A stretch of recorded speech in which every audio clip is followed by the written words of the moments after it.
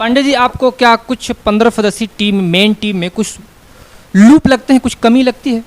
बिल्कुल कमी है, क्योंकि संजू सैमसन का जो पिछला ट्रैक देखा जाए कम 6 महीने 8 महीने का, इतनी बेहतरीन बल्लेबाजी के बाद इस बल्लेबाज को मौका ना देना, श्रेयस अय्यर को स्टैंड बॉय बना के बैठाना, कुछ कमियां टीम में है। फिर भी देश की टीम है तो दिल यही कहता है कि ये टीम इस बार जीत के आएगी। अब आगे चलते हैं खेल के ऊपर। ऑस्ट्रेलिया की पिचें जो है देखिए बहुत तेज़ होती है, उछाल वाली पिच है, और भारत के मैच संभवतः सबसे खतरनाक उछाल वाली जो पिचें हैं वहाँ पे इनको फंसेगा मैच। संभवतः हमारे हिसाब से शॉर्ट पिच गेंद खेलने के लिए जो काबिलियत रोहित शर्मा में है, कुछ बल्लेबाजों की कमी है। अगर हमारी टीम इंडिया के बल्लेबाज उस पर सुधार करके काम करते हैं तो संभवतः हम तो टीम को फाइनल देख रहे हैं। जीतना न जीतना इनके काबिलियत के ऊपर है, क्योंकि एशिया कप से थोड़ा कहीं ना कहीं टीम में कुछ गड़बड़ी दिखी है। बीसीसीआई के सेलेक्टरों को कहीं ना कहीं इस पर काम करना था।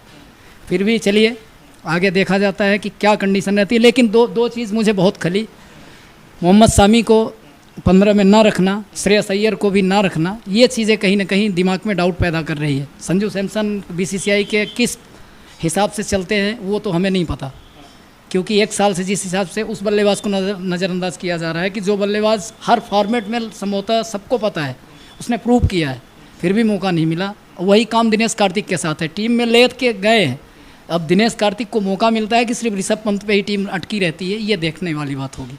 नहीं पांडे जी, मैं उसी टॉपिक पे आने वाला था जो आपने टॉपिक छेड़ दिया। मोहम्मद शमी को स्टैंड बाय प्लेयर के रूप में बैठाया लिया गया है, लेकिन सैमसन को मौका ही नहीं दिया गया है। आप जब मैन टू मैन कंपेरिजन करेंगे तो एक को अगर आप एंट्री दे रहे हैं तो दूसरे को निकालना ही पड़ेगा। शमी और सैमसन कहाँ पे सेट हो रहे थे? दीपक हुड्डा की जगह में मैं संजू सैमसन को देख रहा था, और अर्शदीप बॉलर अच्छा है नो डाउट, लेकिन नया बॉलर है। बड़े मैचों में जिस तरह से दादा ने बताया कि पाकिस्तान के खिलाफ कैच छोड़ना अनएक्सपीरियंस प्लेयर की निशानी ये होती है। हम वर्ल्ड कप खेल लेंगे, ये एशिया कप नहीं है, ये विश्व कप की टीम है, आप विश्व पटल पे खेल रहे हो, वहाँ पे ये सब चीज़ों की गलती नहीं। मोहम्मद शमी एक अनुभवी प्लेयर है, बेहतरीन बॉलर हैं, आपने अभी उनका आईपीएल ट्रैक भी देखा होगा, टीम इंडिया का भी ट्रैक बहुत अच्छा है।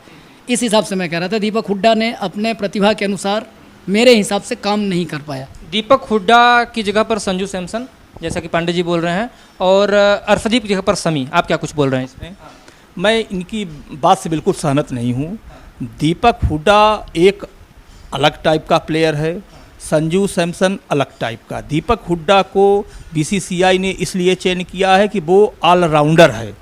अगर कहीं ऐसा लगता है कि अगर मान लीजिए प्लेइंग 11 में हुड्डा है, स्पिनर की अगर कमी है, तो उस स्पिनर की कमी को हुड्डा की बॉलिंग के मतलब आप ये बोलना चाह रहे हैं कि ऑलराउंडर की कमी को पूरा कर सकते हैं? जी जी जी बिल्कुल। और अभी देख लीजिएगा, जिसे बोल रहे हैं कि शमी मेन में नहीं है, अभी कुछ दिन और बीतने दीजिए, अभी एक ऐसा वक्त आएगा कि कोई खिलाड़ी चोटिल हो जाएगा, फिर शमी अंदर आ जाएगा। मतलब आप अंदर से शमी को चाहते हैं टीम? बिल्कुल बिल्कुल बिल्कुल चाहते नहीं है, बिल्कुल दिल से मानते हैं। और शमी के जैसा गेंदबाज भारत में अगर बुमराह के बाद अगर कोई है तो वो शमी है। शमी की बात जो आपने बात रखी, शमी की बात से अब आप सहमत हैं, लेकिन हुड्डा के लिए बोल रहे हैं कि हुड्डा ऑलराउंडर की भूमिका अदा कर सकते हैं। लेकिन हाँ, एक सैमसंग के साथ एक और बात है दादा, सैमसंग एक प्रॉपर बैट्समैन है, और अगर उनको ऊपर मौका मिलेगा तो ज़्यादा वो अच्छा परफॉर्मेंस दे सकते हैं, लेकिन ऊपर में भारतीय टीम के पास ऑलरेडी बहुत सारे प्लेयर हैं, फिर आप सैमसंग को कैसे फिट कर रहे हैं उस पर? केएल राहुल का परफॉर्म आप भी देख रहे हैं, T20 के हिसाब से उनकी बैटिंग वो एशिया कप में नहीं चली। आपको 110 के स्ट्राइक रेट से T20 में वो बेस्ट बल्लेबाज नहीं साबित करता है। संजू सैमसन की जो हीटिंग है सिक्सर मारने की, वो कहीं ना कहीं केएल राहुल से बेहतर है, तो ओपन भी कराया जा सकता था संजू सैमसन से। हमारे पास जहां ऑलराउंडर की बात आ रही है तो हर्षल पटेल है, अक्षर पटेल को टीम में चुना गया, हार्दिक पांड्या है, वहाँ पे दीपक हुड्डा की जगह में मैं अभी भी संजू सैमसन के फेवर में हूँ। किस नंबर बताइए, किस नंबर पे? नंबर 3 पे खिला सकते हो, 4 पे खिला सकते हो। सैमसन तो ऑलराउंडर बल्लेबाज है, वो कहीं भी खेल सकता है। हमने उनकी आईपीएल में बल्लेबाजी देखी, और टीम इंडिया में जब भी मौके मिले हैं सैमसन को, उसने परफॉर्म किया है और बेहतरीन ढंग से किया है। केएल राहुल को आप ओपन कराओगे या विराट कोहली, एक बढ़िया चीज़ ये आई है एशिया कप से देख के कि विराट कोहली को ओपन का मौका मिला, उन्होंने शतक करा। अब आप क्या करोगे, केएल राहुल, रोहित शर्मा, या रोहित शर्मा विराट कोहली? उसके बाद अगर रोहित शर्मा विराट कोहली ओपन करते हैं तो फिर केएल राहुल की जगह मेरे हिसाब से नहीं है, तब संजू सैमसन को टीम में रखना बहुत अच्छा होता। चलिए, अब खैर वो टीम में नहीं, इसलिए अपन उसको फॉरवर्ड करते हैं चीज़ों को। रविंद्र जडेजा 3D प्लेयर और भारत के सबसे सफलतम जो वर्तमान ऑलराउंडर्स में हैं उनमें से एक, और दुनिया के सबसे बेस्ट फील्डर्स में से एक, उनकी कमी क्या कुछ खलने वाली इस वर्ल्ड कप में? बिल्कुल बहुत बड़ी कमी खलेगी, लेकिन अब शुभम जी चोट होती है, चोट की वजह से वो टीम में उनका सिलेक्शन नहीं हुआ है। कहीं न कहीं बीसीसीआई ने ये व्यवस्था की है कि उसकी कमी को पूरा करने का प्रयास किया जाए, लेकिन उसकी कमी एक ऐसी कमी है कि रविंद्र जडेजा उसके जैसा फील्डर, उसके जैसा बल्लेबाज में हालांकि ऐसे कम मौके आए हैं, लेकिन जब उसको मौका मिला है तो उसने परफॉर्म किया है।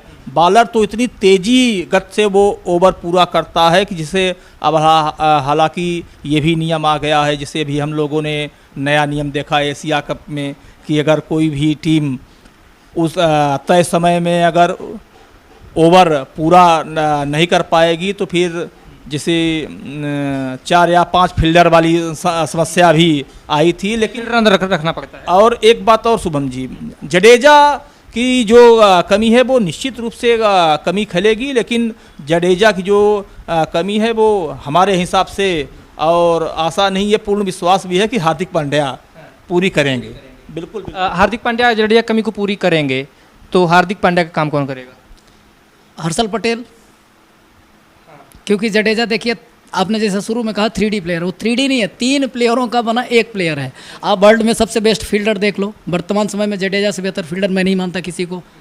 ओवर कराना दादा ने भी बोला कितना जल्दी कर जाता है कि बल्लेबाज को समझ भी नहीं आता है कि कब उन्होंने एक्शन पकड़ा, कब बॉल फेंक दी, ये बल्लेबाज को समझ। कई बार हमने देखा है कि रोक टोक करते बल्लेबाज तब सेट हो पाते हैं पिच पर।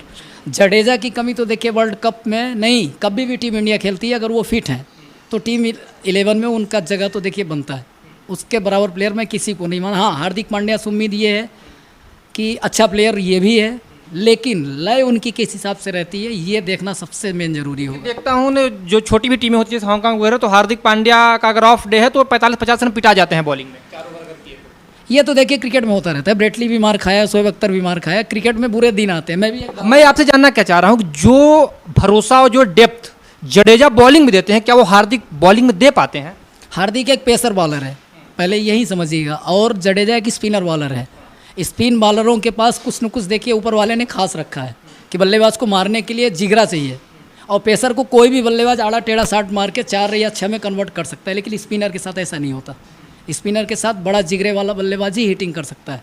और जडेजा तो नो डाउट, पहले मैं जडेजा को पसंद नहीं करता, लेकिन पिछले 3-4 साल से जब से मैं देखा हूँ उसको, तो सबसे बड़ा फ़ैन अगर मैं टीम इंडिया में वर्तमान में हूँ तो जडेजा का हूँ, क्योंकि ऐसा प्लेयर है सदियों में मिलता है। तेंदुलकर के मुंह की बात मैंने सुनी थी वीरेंद्र सहवाग के लिए, वही कंडीशन यहाँ पे लागू होती है इस पे जडेजा पे। हार्दिक पांड्या नो डाउट बहुत अच्छा प्लेयर है, लेकिन जडेजा अब सोना और पीतल, मैं बुराई नहीं कर रहा हूँ हार्दिक पांड्या की, और दादा की बात से भी मैं सहमत हूँ कि वो कमी हार्दिक पांड्या पूरी करेगा, लेकिन कहीं ना कहीं दिल को दुख होता है कि इतने बड़े टूर्नामेंट में हम जा रहे हैं, हमारे साथ वो चीज़ नहीं है। बोलते हैं ना तुरुप का इक्का, जडेजा हमारा तुरुप का इक्का है। आपने बुराई नहीं की है हार्दिक पांड्या की, लेकिन सोना और पीतल बता दिया है, क्या ऐसा इतना बड़ा डिफरेंस है? बिल्कुल बिल्कुल नहीं, मैं तो शुरू से बोल रहा हूँ कि मैं पांडे जी की बात से बिल्कुल इत्तेफाक नहीं रखता हूँ। जडेजा जडेजा है, पांड्या पांड्या है। पांड्या ही देख लीजिएगा कि इस पूरे वर्ल्ड कप में भारत के तरफ से मेन ऑलराउंड भूमिका वो निभाएगा, और वर्ल्ड कप भारत को ये अगर हासिल होगा तो उसमें सबसे बड़ा योगदान पांड्या का ही रहेगा। उन्हें आप एज ऑलराउंडर देख रहे हैं क्या एज बैट्समैन देख रहे हैं? बिल्कुल बिल्कुल ऑलराउंडर है, बिल्कुल तेज़ी से आए, जब बल्लेबाजी करने आएंगे तो 15-20 गेंद में 40-45 रन और 2 से 3 विकेट। नहीं, पहले वाला तो मैं सहमत हूँ, लेकिन दूसरे वाले से मैं सहमत नहीं हूँ कि 2 से 3 विकेट। जब ऑस्ट्रेलिया, साउथ अफ्रीका, जब खतरनाक इंग्लैंड टीमें आएंगी तो 4 ओवर के स्पेल में उनको मुश्किल पड़ जाएगा कैप्टन को बॉलिंग। बिल्कुल 4 ओवर देख लीजिएगा पूरी करेंगे और विकेट भी निकाल के देंगे। बिल्कुल ये मेरा मन बोल रहा है। और सबसे जिसे अभी जब एशिया कप में टीम गई थी तो विराट कोहली का चयन हुआ, काफ़ी हो हल्ला मचा, क्यों लेके गए। आप लोगों ने देखा 3-4 50 1 सैकड़ा आया, और यही हाल वहाँ भी होगा। जिससे उम्मीद नहीं है वही परफॉर्म करके देगा।